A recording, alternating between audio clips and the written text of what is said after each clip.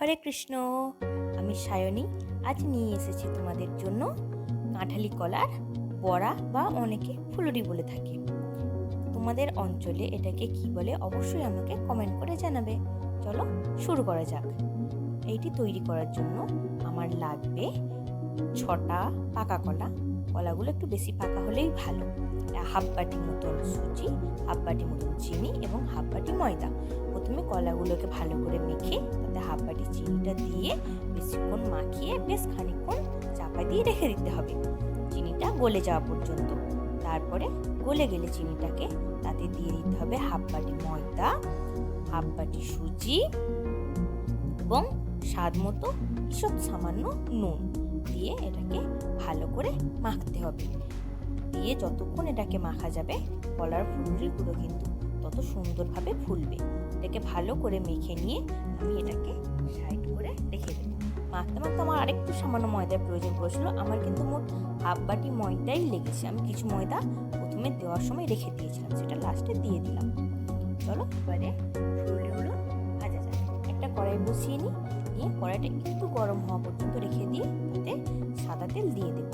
দিয়ে তেলটাকে ভালো করে গরম করে নেব। তেলটা অবশ্যই ভালো করে গরম করতে হবে। তেলটাকে আমাদের হাই হিটেই রাখতে হবে।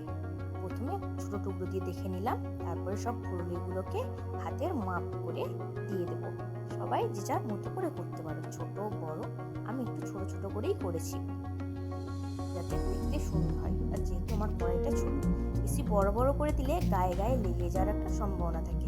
এক খোলাতে অল্প করেই দেবো যাতে গায়ে না লেগে যায়। এবং অবশ্যই মনে রাখতে হবে তেলের হিট কিন্তু সবসময় হাই ফ্লেমেই থাকবে।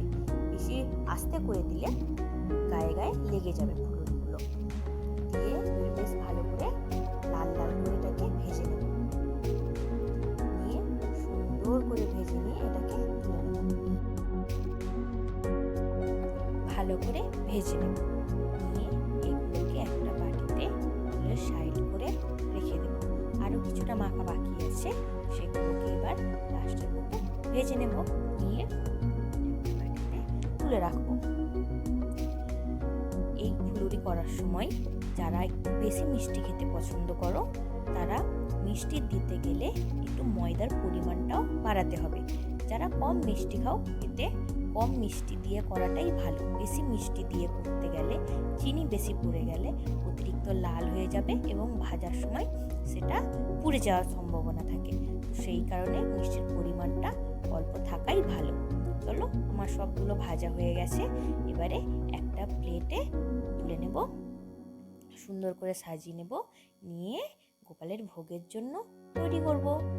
তারপরে এই ফুলগুলোকে নিয়ে গোপালের ভোগ লাগাবো। তারপর নিজের এটা প্রসাদ পাবো। হরে কৃষ্ণা। অবশ্যই আমাকে কমেন্ট করে জানাতে ভুলবে না